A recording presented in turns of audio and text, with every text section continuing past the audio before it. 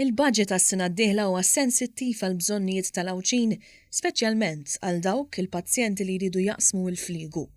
Mill-bidu tas-sena d-dieħla kull pazjent li jieħu trattament jew ikollu bżonn jagħmel intervent fl-isptar f'Malta jew dak f'Għawdex u bekk ikollu jaqsam biż-żewġ gżejjer mhux biss se jieħu rifużjoni tal-biljett tal-vapur tal-pazjent u l-adult li jakkumpanjah, iżda se jgawdi minn għotja addizzjonali. Din l-għotja mistennija tkompli taffi l-pis tal-akkomodazzjoni meħtieġa f'Malta u f'Għawdex. Għall-ewwel darba il-ħaddiema kollha Awċin li jiġu jaħdmu f'Malta se jgawdu minn rifużjoni tal-biljett tal-vapur.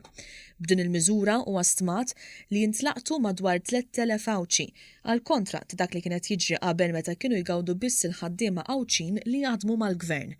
Biex jinċentiva aktar it-trasport kollettiv għall-impjegati Awċin li jaħdmu mal-Gvern se jingħataw kumpens ta' €50 kuljum. Dan fil-waqt li se jingħata kreditu ta' taxxa lil kumpaniji privati li jorganizzaw dan it-trasport kollettiv. Il-Gvern se jestendi wkoll is-sussidju taħt l-iskema tal-akkomodazzjoni soċjali għall-istudenti Awċin li jitlu fi spejjeż oħra biex jiġu jistudjaw u jikru post f'Malta. Konxju li minħabba d-distanzi twal minn u lura mix-xogħol, il-ġenituri Awċin xi drabi jintalbu jħallsu ħlas addizzjonali għaċ-childcare offrut barra s-sigħat koperti b'xejn. Il-Gvern se jagħti s-senħan tal-moħħ lil dawn il-ġenituri billi jagħtihom allokazzjoni finanzjarja biex ikopru s-sigħat żejda.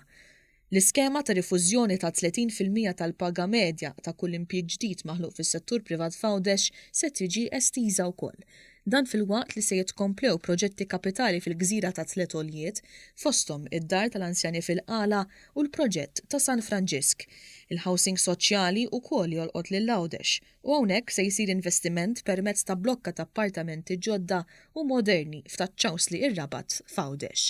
Il-budget 2019 ħaseb ukoll li jibda l-proġett taċ-ċentru akwatiku f'Għawdex. Bilan li dan il-proġett ma jaqdix il-funzjonijiet sportivi biss, iżda jintuża wkoll għal skopijiet terapeutiċi u għat-turiżmu sportiv.